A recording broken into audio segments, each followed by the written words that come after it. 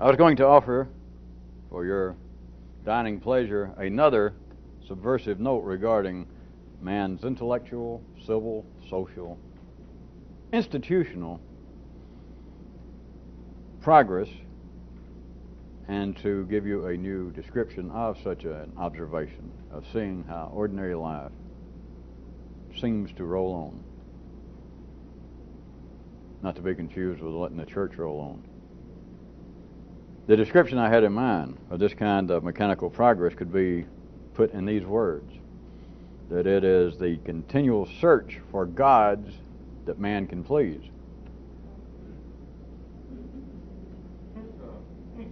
All right, everybody think. Now, this has nothing to do with religion, of course, other than in its most primitive sense, because you've got to take gods in a much wider...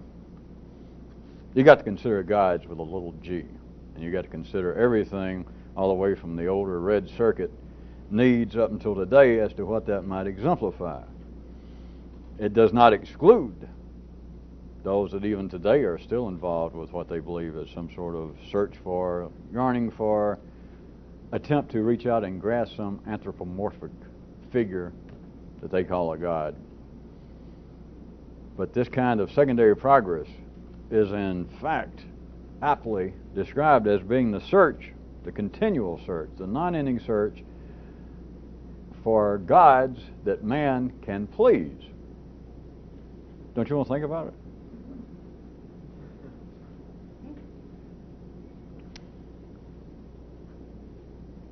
This continuation, being, of course, non-static, or it would not be a continuation, operates on the basis that the drive in man is to go beyond the red circuit gods, first off, of course.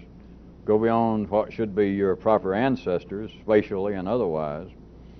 But the red circuit gods that we're concerned with, such things as sex, starvation, territorial protection, and aggression, and then tromp, tromp, tromp, onward, yea, onward, past those to the blue circuit gods, and then past them, the good old blue circuit, arty type gods, if we may call them that.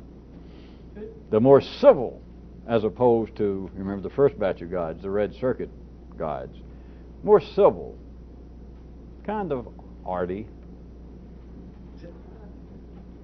with gods that had such concerns as romance, fashion, social position, wealth.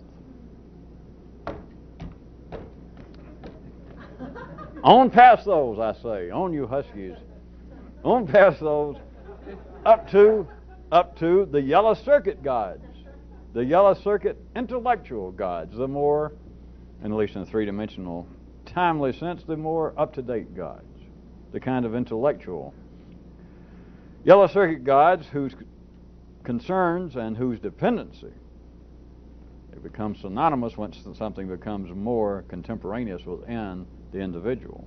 But it's still the concerns of technology, sequential information, and nowadays, of course, communication of the sequential information and the technology, the spreading out of it.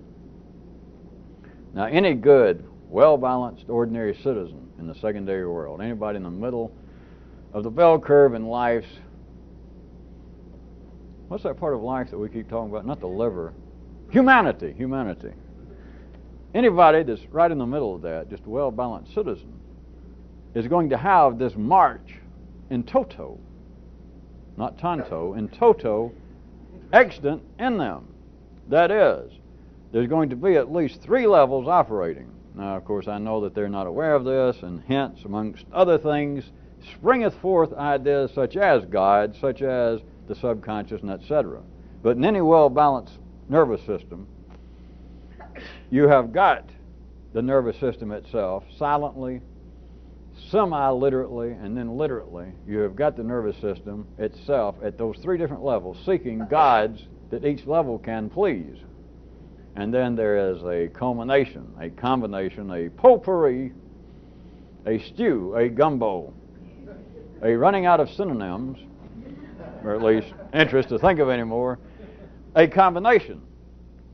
Do you understand? Each person, you've got it in you, will assume that on a very warm, if not humid day, and if you were free of my clutches, the clutches of this kind of stuff, and you were just back being an ordinary, well-balanced person in the city, excuse me, that you would know what I mean, because you've got to know what I mean to know what any of this means. But ordinary people have this march of progress, still based upon where we started tonight, of man attempting to find, continually seeking to find gods he can please.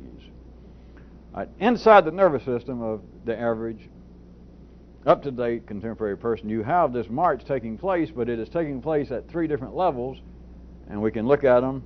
You can learn something at the individual level, but it's, as always, somewhat like dissecting the specimen, because it becomes artificial, it becomes lacking something, but you can look at it at the individual level, having to do with the red, blue, and yellow circuit gods that I mentioned and their interest, and then look at the gumbo of this, the complete cooking up of it, but each of those levels, in other words, different aspects, different needs of your individual nervous system. You have got the red circuit, you have got that part of the nervous system still tied to, always will be tied to, what we have referred to of late as the primary level. That the gods there, think about it now as again, and if you got to within the chipmunks, and with a little g, the gods, that is the particular gods, that is the particular needs of the yellow circuit, of that area of man's nervous system, if we could arbitrarily, which we can, of course, verbally, isolate it and refer to it as the red circuit part of the nervous system. At that level, the gods and what their needs are tied to quite easily seen aspects that we've discussed many times, but we can point out sex, starvation, that is keeping itself alive, and then a kind of territorial imperative that's all red circuits, not only man but in other creatures here, even on our planet, exemplified by their aggression, by their protection of where they can stay for the night, where they can stay for a lifetime, trying to mark off spatially, out there, not up here now, but spatially to mark off and protect that which will keep the race alive, that which will keep them alive, that which will keep their family alive.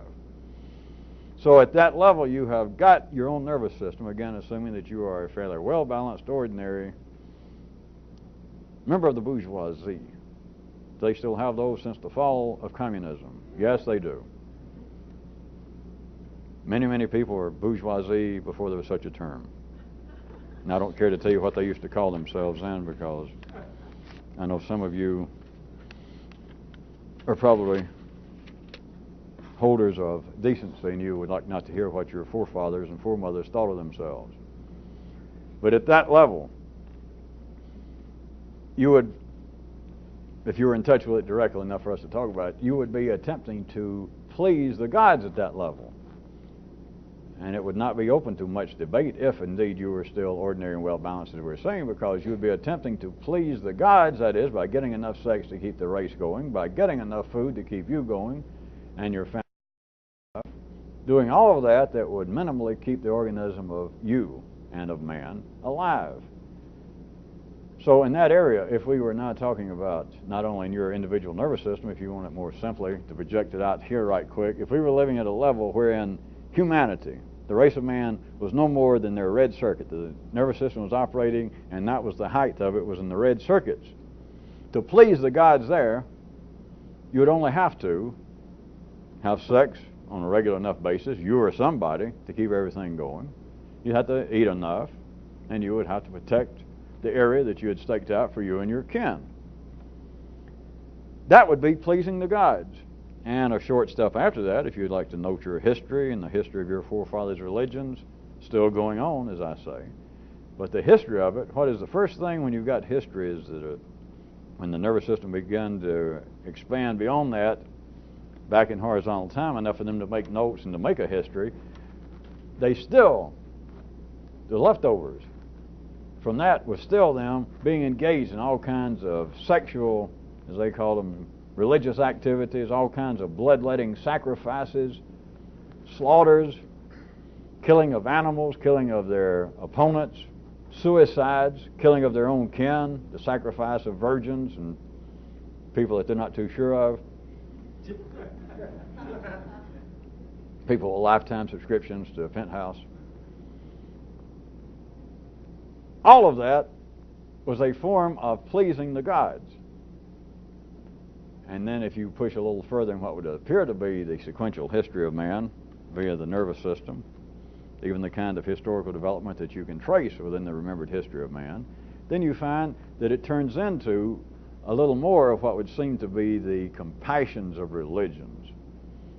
Beyond just the first notations that you find in the Old Testament and you find in Hindu literature and all over the place and in history, but of the kind of crude things of man sort of coming out of the caves, whether this be metaphorically or symbolically or literally, is of no importance right now because it still takes place literally in you.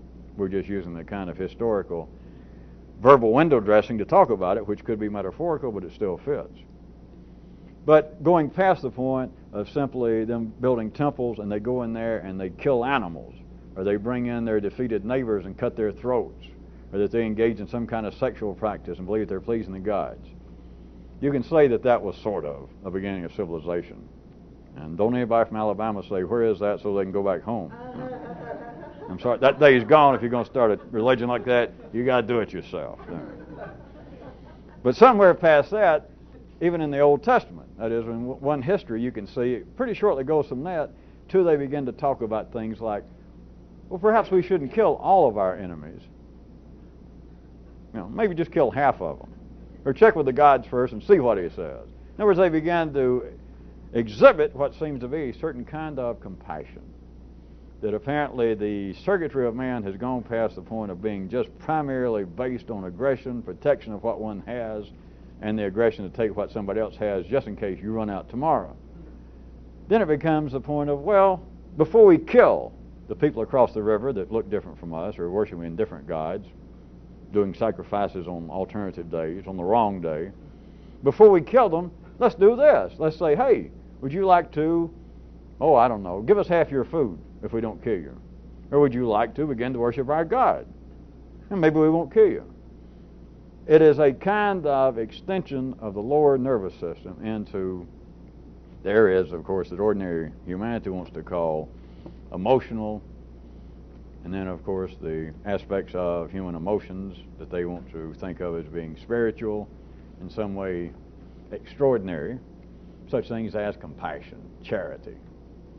And that they begin not to just make sacrifices in the temple and engage in sexual practices or bring in part of their harvest and burn it and say that they're sacrificing it to the gods, which all that, you understand, is tied to the red circuit. That it's engaged in the very three S's of the primary world of sex and sustenance and shelter, that they will actually come in, they build a little temple. I'm stretching reality again, but if this were the way that it could have happened, I mean, it could have happened this way, except it would not have been enough for us to describe it intellectually because they would not be operating at that level. Anyway, you know that we've been through that. We're going to have to pull the rubber around the topography of our, what would it be? Mobius Stein bottle? At any rate, we're going to pull reality out of shape, but you got to follow it. Here they are creeping out of the caves, and they build a little temple. The first gods, and let's assume that they're red circuit people, and yet they can talk in some way.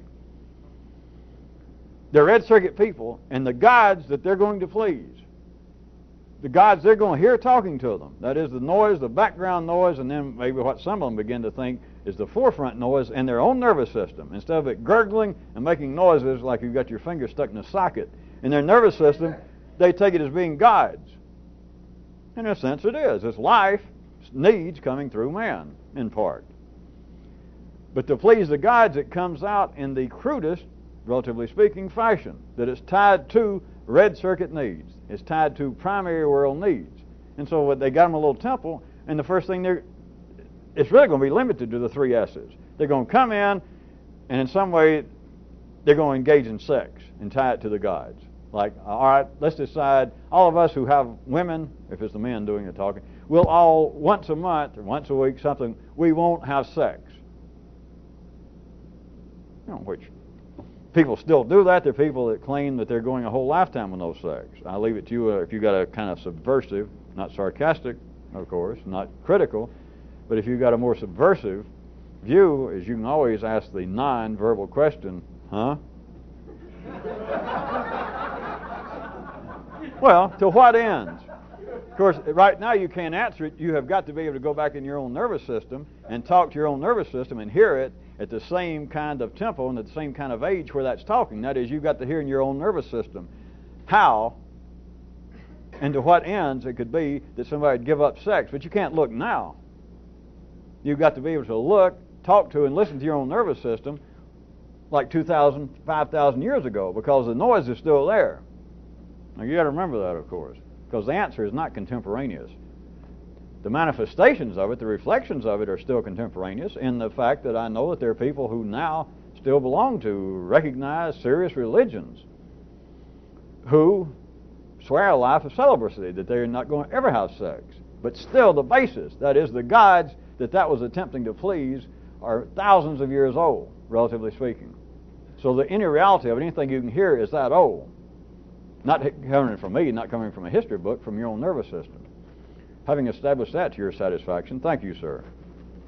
Then realize they would go into the temple, these red circuit people, and to please the gods, it'd have something to do with sex. They'd give up sex, or they'd bring in, then they had a priest, they'd bring in like your wife. You say to the priest, hey, I need help, or I want to please the gods, you can sleep with my wife, that kind of thing. Then they would bring in the very sustenance to keep them alive. Like when the harvest came in, they would bring in some percentage of all the corn they had, or the kumquats. And they'd bring them in and like just throw them down in a hole, or burn them up, or chop them up and throw them up in the air. That is, to waste them. They call it sacrifice. In the same way, I'm going to give you my wife, that you can have sex with my wife. Or I'll give up sex to please you. Then they'd come in, well, I'm going to give you X percentage of the crop. I need it, but to show that I'm trying to please the gods, and they give it. I know that people still tithe to churches and all that. But it was like to just throw it away. That I'll bring in some of my crop. I'll bring in the corn. I'll bring in a third of it, and we're going to burn it. Me and everybody else that's a decent religious person. That's the kind of red circuit attempt to please the gods. Not that it was wrong. Not that it's wrong now. It's just outdated. It has nothing to do. It has very little to do with contemporary life anymore, but it still goes on. Then you can see a kind of progression, as I said, even within one history, even the Old Testament, which I assume is most familiar to most of you, that then it seems to go past that pretty shortly, which is relative, but it seems to go past that. Instead of just attempting to, in some way, please and appease red circuit gods and red circuit needs, it becomes more blue circuit. It becomes more civil. It becomes more humane. It becomes more reasonable. The blue circuit people wouldn't want to hear that, because reason has nothing to do with the gods or religion. Yeah, I know. But it becomes more reasonable.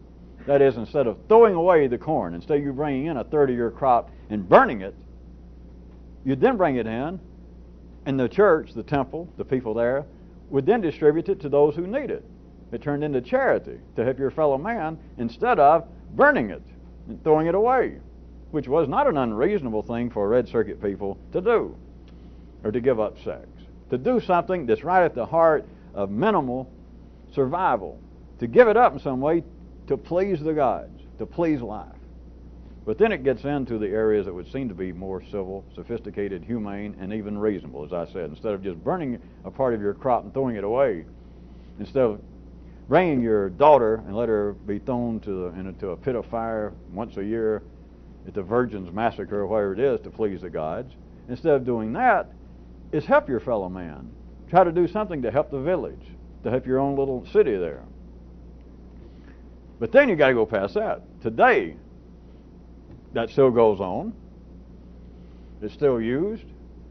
But then the progress of man, as I was starting out to suggest to you on the secondary level, has gone past that now. Not everybody, of course. There are people who are still tied to not much further than the red circuit attempt to please the gods.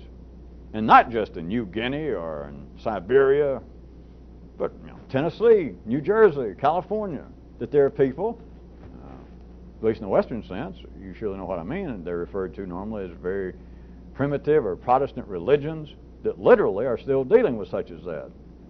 Yeah, I don't know that anybody's doing human sacrifices anymore in our part of the world, but they are still attempting directly to please red circuit-based gods. So it's still going on. And it is still going on that there are those large numbers that would apparently be now engaged in attempting to please the blue circuit gods.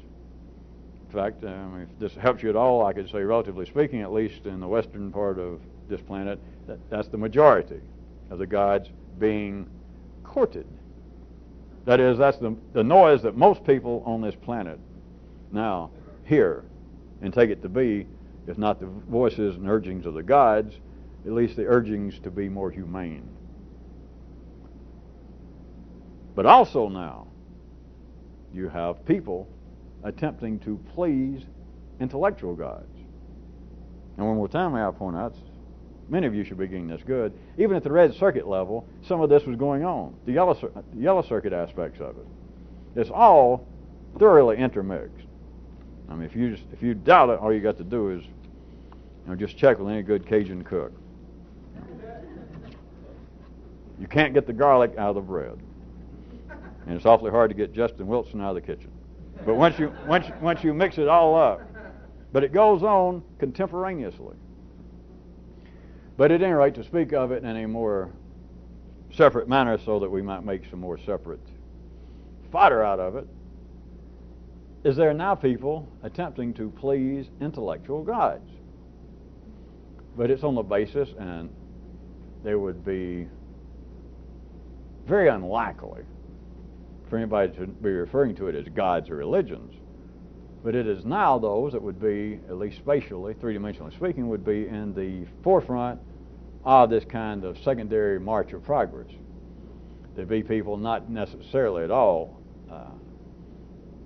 antagonistic toward religion, not some sort of march out in the street atheist, but more just intellectual people that religion, as it's known, as red circuit people would practice it, as the cry, the apparent need of red circuit and even blue circuit gods are concerned, that's just sort of passé. They've got other things to do.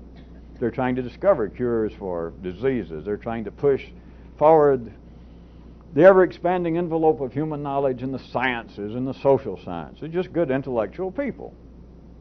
Not good in some qualitative judgment, but just ordinary intellectual.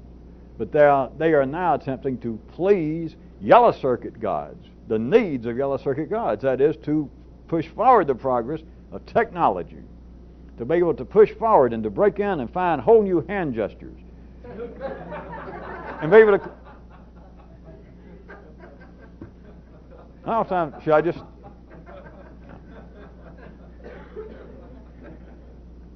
What does Billy Graham do at a time like this? Cry, whine. What does the Pope do? He leaves. He just steps back in the door. I know what he does. Or he hollers, check.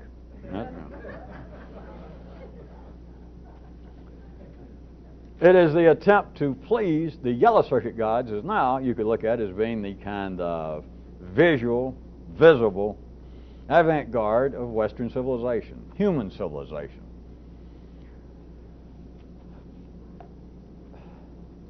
Would you care to note, then, that a real revolutionist knight charging off to do whatever this kind of stuff is, doesn't have the privilege of having an established God. Chipmunk marks and small g, of course, but doesn't have an established God that you must apparently be trying to please. Of course, to be a real revolutionist, you got to understand that already you would have to be beyond red and blue circuit gods, and you'd have to be, at the very least, concerned with what would appear to be yellow circuit activities. But it would have to be, of course, now beyond any literal sensation of gods. It is the needs of tomorrow. It is the needs of the cutting edge of the human nervous system, which is here. It's not down in the sex organs. It is not in the hips. It's not in the belly. It's not in the heart. That is the soul. It's here.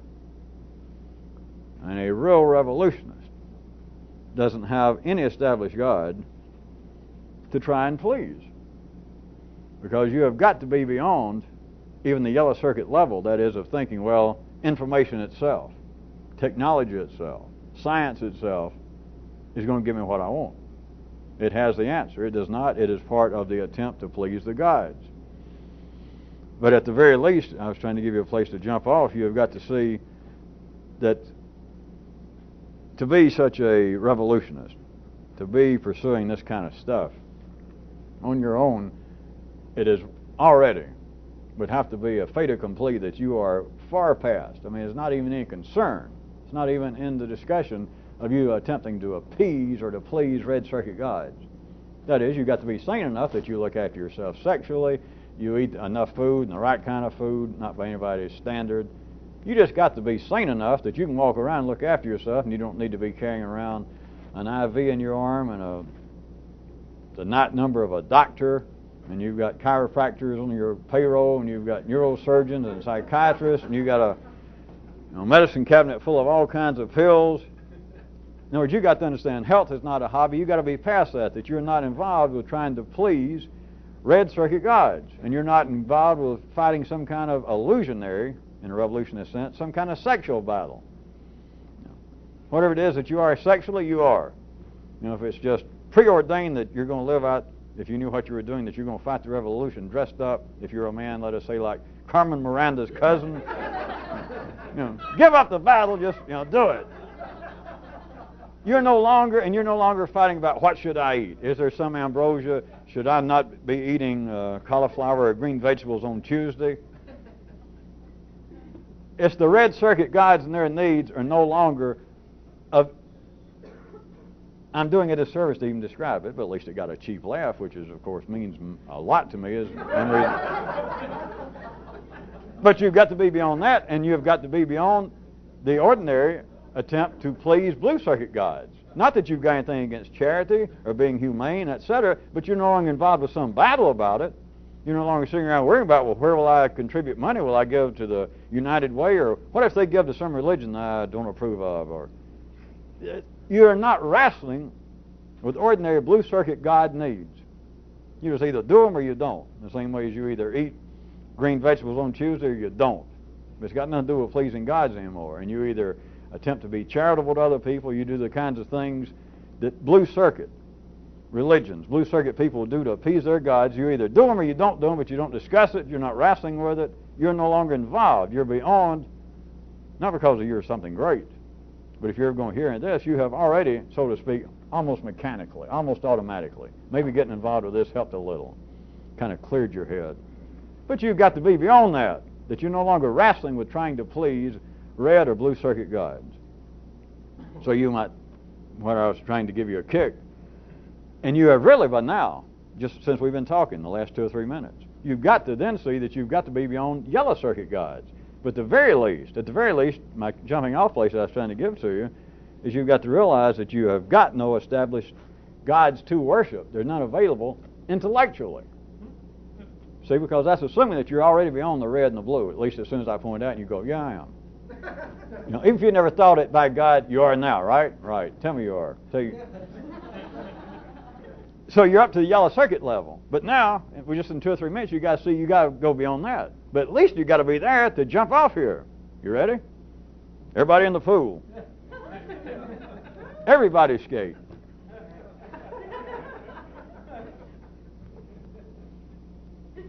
Including people who have high cholesterol and people who have given up sex and anybody else, and those who worship on Tuesday. It's everybody's choice, everybody skate.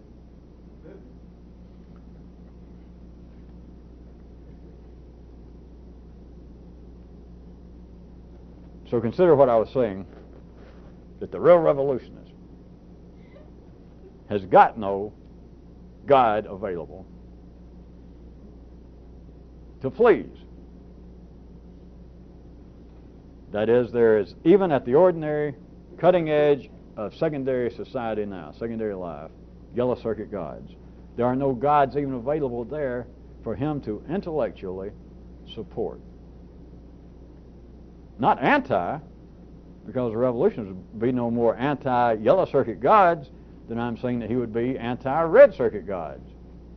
If you understand anything, if you're any part of the revolution, what do you care whether people are giving up sex? It's only ordinary people that sit around in their underwear at home and see some kind of something they accidentally get on PBS, and they see something. They see something at some bunch of foreigners. You can tell they're foreigners because they don't have any pickup trucks. But you can and you find out that half this little city over there, that half of them won't have sex with their immediate family, like sisters and stuff. And the guy sits there and thinks, God Almighty, what's the world coming to? Well, at least assume, see, that you're past that point. That is being critical of other people's red circuit religious practices. You have also got to be beyond any sort of criticism, any kind of automatic negative reaction, even to the yellow circuit gods and their needs. That is, you're not anti-ordinary knowledge. You're not anti whatever the latest idea of life on Earth and life in the universe, or the Big Bang Theory and the small poop theory. You're no more against it than you are somebody else's crudest religious practices. You're not against it. You got to go beyond it. There are no intellectual, there are no yellow circuit gods that a real revolutionist has got available to support. So he can't be against the ones that are there. He's not against technology. He's not against science. He's not against it. There's such a thing as a yellow circuit religion going on. He would not be against it. He's simply beyond it. There is nothing to support in the secondary world. There's none to be against, but there's nothing to support. There are no gods to please. To slightly wrap up this paragraph, let me change now, instead of gods, since we'd already done them inside the finger movements with small g's. Instead of gods, let's change the word to N-E-E-D-S. And then let me put it this way. Give you the revolutionist version of where we started, of me saying that you could look at the ordinary march of progress in the secondary world as being man continually searching for gods he can please. Then let's take a revolutionist version and say it would be more like this. That would be, in the revolutionist sense, the quest to go past needs the revolutionist can please. Instead of it being the drive to go to search for gods you can please, it's the quest to go beyond needs, the needs that you can please. Don't you want to think about it a second? You follow? If you're outside of any red, blue, or yellow circuit activity, and you really are getting outside, let's say that you're getting out toward the bushes, new building areas inside of your own neural system, getting up toward the revolutionist camp. Of course, there is none. I just keep saying that. You got to go out there and make one. I'll meet you there. But to go in looking, you might as well be out on one of those treks going to the northeastern Carpathian Mountains. That's not where they are, but going to Kathmandu, looking for great historical, exotic, hidden places. I'll meet you there, but there is no camp there, so you got to go make it. But it would be there is where the reality lies behind my revolutionist version. That is, that a revolutionist would actually be on a quest to go past needs he can please, not to find needs he can please. See, that's back in the city, whether it be blue, red, or yellow circuit, trying to continually find gods he can please. And apparently the gods keep changing. That is, at one time you could serve red gods, red circuit gods, if we were back 10,000 years ago, to where you could throw a virgin into a volcano and maybe once a year give up a part of your corn crop, and apparently the gods were pleased. You understand, that day's gone, because it was like the gods kept upping the price. Well, that won't do. From now on, instead of burning part of the crop, give it to your fellow man. I don't give it to him, I'd rather burn it. Tut tut, I give it to him. See, so it was like, you understand, that it was like man kept saying, all right, I'll do that. And it was like the gods kept changing the game, like, well, wait a minute, that won't do. And so that's why, maybe I should have gone into that more to begin with. That is what I would mean by man's continuing search to find gods he can please. It's like he pleases one set of gods, the red circuit gods, and then it's like they changed and they became blue circuit gods. But now the revolutionist version, I said it would be like the kind of search or quest to go past needs you can please. That is, it's not the same It's changed on two different levels for me to give you the revolutionist version. It's not for him to find needs he can please. It's to go past any needs he can please. In other words, if a revolutionist, if there were gods beyond the red and blue and yellow circuit, then the revolutionist version would not be to please the gods. It'd be to find gods past the ones you can please. Come on. In other words, any needs you can please won't get it. It's too late. The revolutionist version, to go beyond needs that you can please. That is, go beyond gods you could please, not to search for gods you can please. Anything you did today that was revolutionist to you and was worthwhile, I'll have to say it to you again, you might as well forget it. It's dead.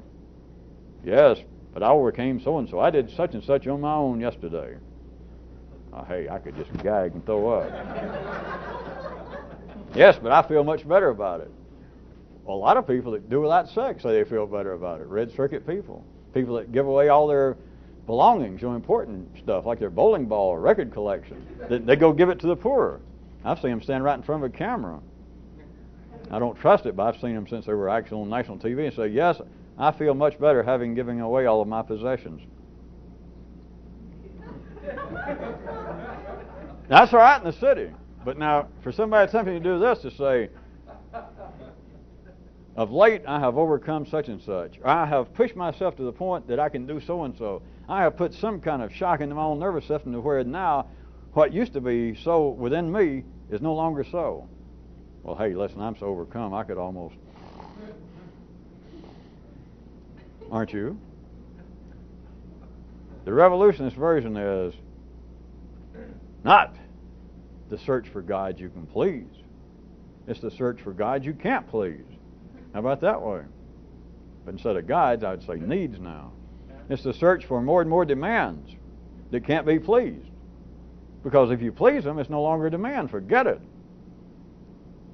It will not work up here in the new area for you to say, hey, let me tell you what I did for you yesterday. Let me tell you what I did for me yesterday. The new area, that which we have symbolically referred to as a revolutionist camp, if you think that will get any attention at all in the revolutionist camp, I mean, do it once or twice, and I suggest to you, they don't even have to get rough with you. They laugh you out. That is, you will suddenly become very serious. I'm talking about all this is inside of you now. It's not me or somebody laughing you out. But inside you become very serious. Because then it strikes you that this is no longer a joke. This is serious stuff. Because I have changed in such and such way. I have overcome such and such. I've done so and so. And this is no longer funny. This is serious. In a revolutionist camp, there's only one thing that even approaches serious. That's a dead body. The only time that anything even resembles seriousness is a funeral in a revolutionist camp. So if you got something serious, you can take it from there. Maybe you've discovered a new level of gods beyond the red, blue, and yellow circuit. You have now got a god of not RC, not red circuit. You got one of RM. You got the god of rigor mortis.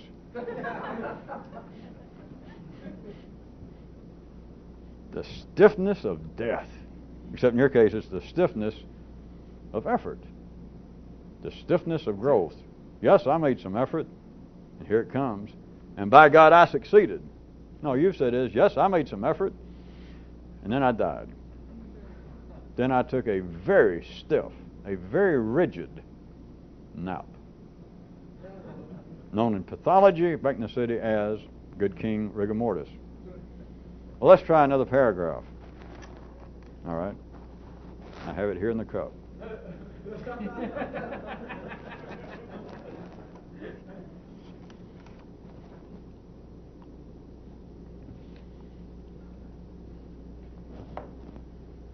If you would like to take, we can call it another paragraph. How about a kind of surrealistic sidestep? Surrealistic, by the way, in the sense of not the real literal artistic use back from the 20s of referring to Papa Freud's idea of the unconscious, but in the sense of non-rational. Not irrational, but non-rational. But a kind of, if you'd like, sidestep perhaps from surrealistic theology to business administration. So that's a sidestep. I'm a professional bowler. All right. No, it is, trust me. Would you trust a bowler? Does our president bowl? How about this kind of effort, trying to pursue this beyond the appeasement, beyond the pleasing of the gods?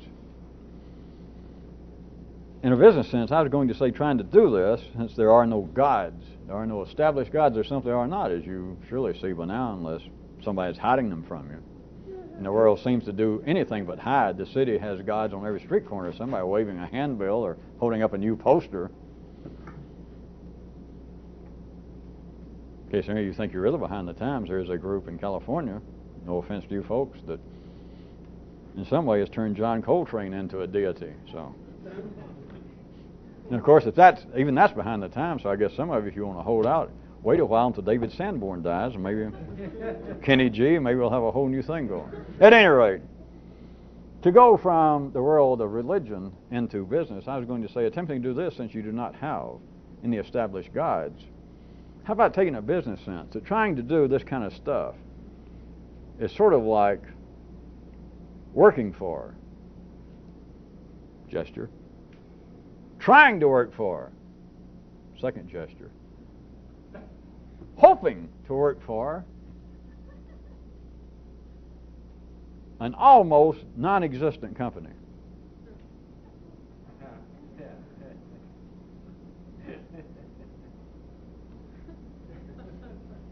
Should I have stayed with one or the other?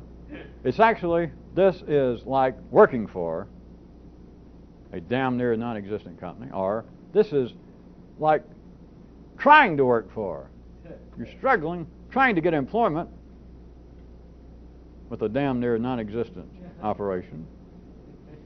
Or for those of you of weaker minds, spirits, needs, hoping, dreaming of working for this operation that is, in fact, almost non-existent. An almost non-existent company engaged, assuming it is, in almost total secret production of very inspecific goods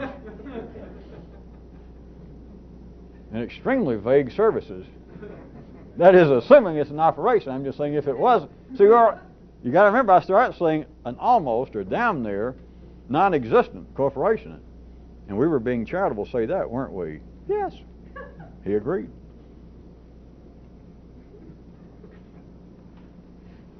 Got a hat with fruit on it. If you don't mind, stand a little further away from me. Especially don't get behind me. So it's not only an almost non-existent operation, but even assuming we get past that the operation is in some way, the company is existing, its production, whatever it's doing, I'm using production again inside the little beaver faces, the production is in total secrecy. Even if it is, assuming it's an operation, which I'm telling you, it's damn near not, or even in existence. But if it is, the production goes on in just total secrecy. And so, who in the hell would know what's going on? But even if we did, and we don't even know if it's an operation, but if it is an operation, then everything it's doing is in total secrecy, so we couldn't know. But if it is an operation, and we could know, I'm saying we, speaking for you people, then I would also have to add, it would be dealing in inspecific goods, and just almost unknown, just extremely vague services. Does that distance you far enough from an established company, if not an established God, if not an institutional something to please? Because if you have to, if you're employed in the city, of which everyone is stringently employed, even the unemployed, you are working to please a God. You're working to please that which gives the sustenance of life in the city. Paycheck, generally speaking, and then metaphorically otherwise, because people's lives are tied to what they do in the city, fighting around for fashion, position, wealth, recognition, etc., everything that's ordinary and quite necessary in the secondary world in which or which is exemplified by this real long line that just stretches out and goes. We don't like to talk about it. It ends up, metaphorical at least, in Chicago. And not over on the west side where the blues clubs are. It's over in another section that I assume some of you can figure it out. If not, I think refer back to Robert Frost. But they're engaged in other business besides torrid guitar playing in Chicago. But the secondary world, you could look at it as being the attempt to please an employer, this company. But then, and of course, at secondary level, it always apparently is established that you know what you're after. You're trying to pursue the God of Catholicism, the Jehovah of Judaism, or you're attempting to pursue the gods of fame, if you're more secular. You're attempting to please the gods of wealth. The revolutionist, somebody attempting to do this, not only has no established God, that there is nobody intellectually, again, we're assuming, you've got to be beyond the red and yellow circuit to even begin to make any sense of this. You wouldn't even have any need for it. But you have got to be beyond even tied to the yellow circuit demands. That there is no information. There is no ordinary rational thought. There's no irrational thought. There's nothing in the city to feed or to be fed from the ordinary yellow circuit, from the ordinary level of thinking, that is of any consequence. It's of no use. It is not a salary. It is no decent payment for a would-be intellectual. I mean, revolutionist. This kind of non-existent company, I suggest, I wasn't going to stay on it, but is a primo operational synonym for the revolution itself. Not just to make it sound again vague enough, because I know it is, and I've made enough jokes. But see, I didn't say an illusionary company. I didn't say a metaphorical company. I said it's the working for, or the trying to work for, or the hoping to work for. The third one you ought to strike, but I was just giving you a way out. For a company that's down there non-existent. I didn't say it was non-existent, or I didn't say it was your imagination. But imagine trying to work for a company. Take this back to the ordinary level, if you need anywhere to start. But just consider, if you were thinking about this, hearing me say this, at the ordinary level, as intelligent as you would normally be, that I said, well, whatever these tapings are about, or us having meetings, whatever it is I'm talking about, is similar to trying to go to work for a company that is almost non-existent. Now think how that sounds to the ordinary intellect.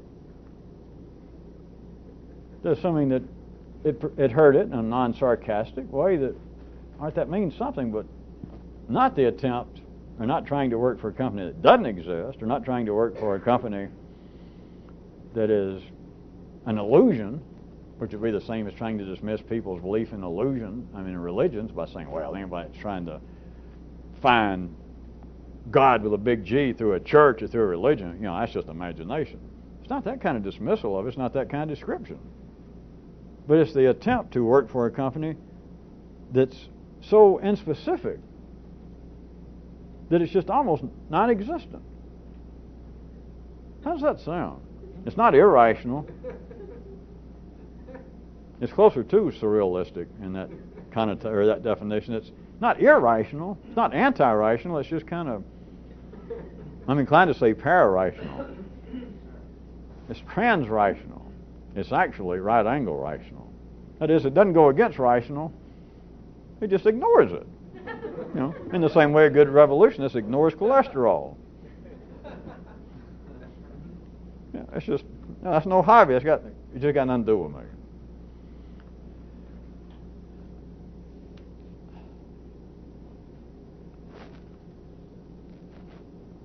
Since we got into business, how about a quick subparagraph? Can you see that two people could be working for a company and working at two different levels in the company, in the organization? Two different levels. And it's only the one at the highest level would have knowledge of the one at the lower, not vice versa. Do you see how that'd be possible?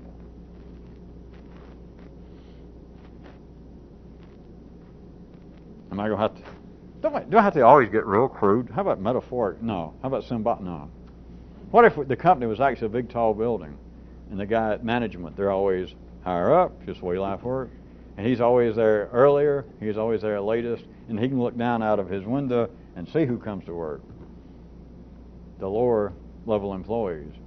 You do understand, you can perceive, literally, that two people working for the same company, same number of years, working faithfully every day, that it's possible for one of them to know the existence of the other one, but not vice versa. And also perceive that it would be not untoward for me to first suggest it would be the guy at the upper level could have knowledge of the one at the lower level and not vice versa. That's crude enough, isn't it? It'd be quite possible for somebody at management to know about the guy at the lower level. Of course, at upper management, he can know about everybody in the company. He can look in the books. He got access to everything. But the guy at the lower level, what's some guy just down there doing an office job, a file clerk, crunching numbers? All he may know is just immediately what's going on around him. It's not necessary at all. It's not even necessarily possible at all that he would have access. He might not be able to even turn to the office manager and say, I want to know what goes on in the upper levels. What's management? I want to know everybody on the board up there. I want to know who's the CEO, who's the assistant, who's the vice president, who's everybody upstairs. And they may tell him, hey, calm down. Chill out or get out. I don't even know. If they wanted us to know, they'd tell us. Anyway, you perceive that is quite possible. I was going to ask, believe it or not, he believes it, that might have some pertinence, that you might find some operational use for that in the neural area past where there are any established gods, where there's even a certainty of a company for which you might be seeking employment or actually being employed, that this might have some operational use if you looked at within inside of your own neural system, having to do with you attempting to talk to yourself, you attempting to instruct yourself, you attempting to pass along and communicate necessary yellow circuit, even blue circuit, information. You take it as being a kind of processing of information, and it always seems as though the better part of you, the more intelligent part, in this case, let me say the part at the higher levels of the company, is in some way going to pass along information. Right? Did we lose it already? If there's going to be information, some new information flowing in the building, in our ordinary company. Remember, where there'd be two guys working at two different levels. And the one at the bottom not even know about the one up here. But the one at the bottom at least knows this, right? That if information is forthcoming, going to be new directions in the company, new information, it's not going to come from down there among him and his own peers, the other number crunchers, the guys on salary. It comes from upstairs. So where do you apparently get your own information internally? We're still assuming that you're past red and blue circuit guides. We're assuming that you're past the point that the red circuit guides can holler in their own peculiar way. For those that would still be in tune with the red circuit guides, they can holler, I'm the sexual aspect of red circuit guides down here in your shorts, and I say that you go out there and you screw that guy's wife in the next apartment. That's the only thing that'll appease me. We're assuming that you're past that point. Not past the point that those guys make such noise, but we'll assume that you're past the point that you feel, well, I've got to appease the gods in that way. For whatever reason, we don't have time to go into that. Her old man is twice your size and blah. But we'll assume that you just understand that life in general, my life in particular, may not be best served by me continually trying to throw myself on the altar of all my sexual, I'm saying my, of course, inside, of all of the noises that the red gods holler, hey, go screw everybody you can get your hands on. So we're assuming you're a little past that point. So if you assume there's information, you don't take the information, we'll assume, any longer is it's from the older areas. That is, the lower areas inside of your own nervous system, inside the own nervous system of life, that it comes out these cries at what you should be doing. If there's new information, it's me. It's the good old sex guides, for instance, talking to you. Now that I put into words, I assume that you are to the point, or you should not even I don't know why you'd be here, to understand that there's no information down there. There's lots of fun, but there's nothing sexually got to tell me that's going to have anything to do with my revolution in my own thinking. There's not anything in charity. There's not anything in the arts. There's not anything in the city. But specifically talking about the levels of the gods that man has been trying to appease, and he keeps searching for the gods. Yeah, well, I can get this one fed, now I'll find some new ones. Or that, you don't, of course, have to look, because they pop right up. It's worse than those little things, for those of you that went through basic training, that jump out of the doorways. You got to shoot them. You shoot one, and another one jumps up.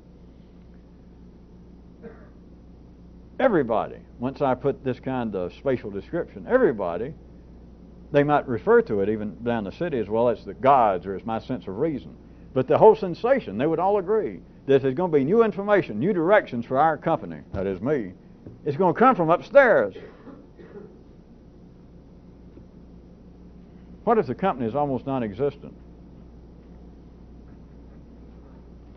What if the feeling that information comes from on high has a certain flaw in it? Which we're running out of our time tonight for me to point out the flaw, but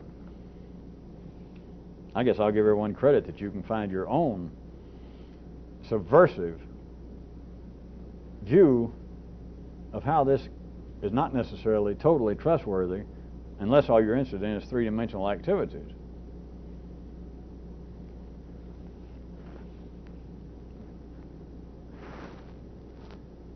All lower circuits have their own vital work to do. They still go on. Sex goes on. The need to eat goes on. Even the blue circuits, the kinds of things to be civil, to be humane, to be an ordinary bourgeoisie member of society, to get by, to not stand out like a dandelion and somebody got this huge power mower that just drools when it sees dandelions and weeds. All of the ordinary circuits, still extant in man, still extant in you, have their own purposes. But they have no interest and no ability to be managerial. And the feeling that somewhere inside of your own corporation, as it now, inside of your own organization, that there is already existing in you valuable information is flawed, because it is the same building in which the lower employees work. And the idea that in some way inside of this corporation here, you got management and then you got flunkies, and I trust management. You're it. To believe that, wait a minute, my higher thoughts are going to lead me somewhere. There are no yellow circuit gods, not for a revolutionist. They're not any better than following red circuit gods' needs or blue circuit gods' needs. There is simply in the ordinary organizations, the same way as ordinary churches, there is very little, to say the least, there is very little information that's of any revolutionary value.